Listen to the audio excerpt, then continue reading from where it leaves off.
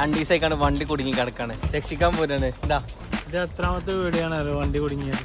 ഇങ്ങനെ കുടുങ്ങ എടുത്തോണ്ടാ കത്തിച്ചാണ്. അങ്ങനെ ഞങ്ങൾ വണ്ടിന്റെ അടുത്ത് ഒറ്റ മിന്നല. വണ്ടിന്റെ ആക്സിഡന്റും പോയി ബ്രേക്കും പോയി. അപ്പൊ ഏതായാലും ഇന്ന് കയറ്റാൻ പറ്റൂല. അപ്പൊ നെക്സ്റ്റ് ഡേ നമ്മൾ രക്ഷിക്കാൻ വന്നതാണ്. അമ്മായിന്റെ പേരക്കുട്ടിയാണ്. അവൻ ഏതായാലും ഫോർച്യൂണർ എടുത്താണ്. ഏതായാലും വണ്ടി കയറി വൈക്കുന്നാണെങ്കിലോ യൂണിസിനെ വിളിച്ചു. യൂണിസ് നമുക്ക് കയറും ഇതൊക്കെ സെറ്റാക്കി. അതിന്റെ ഇടയിൽ കൂടി രാജ്യത്ത് ചോദിച്ചു ഇന്ന് എന്റെ വണ്ടി കുടുങ്ങി ചോദിച്ചു.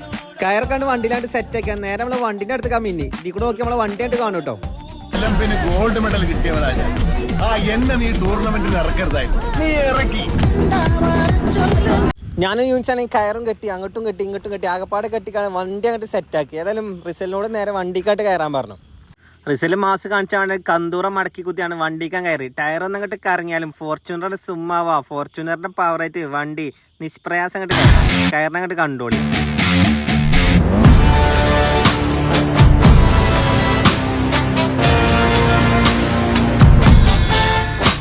ഏതായാലും നമ്മളെ വണ്ടി അങ്ങോട്ട് കയറിയിട്ട് നമ്മൾ രക്ഷിച്ച ചങ്ങാതി നമുക്ക് യോയോ കിട്ടാറുണ്ട്.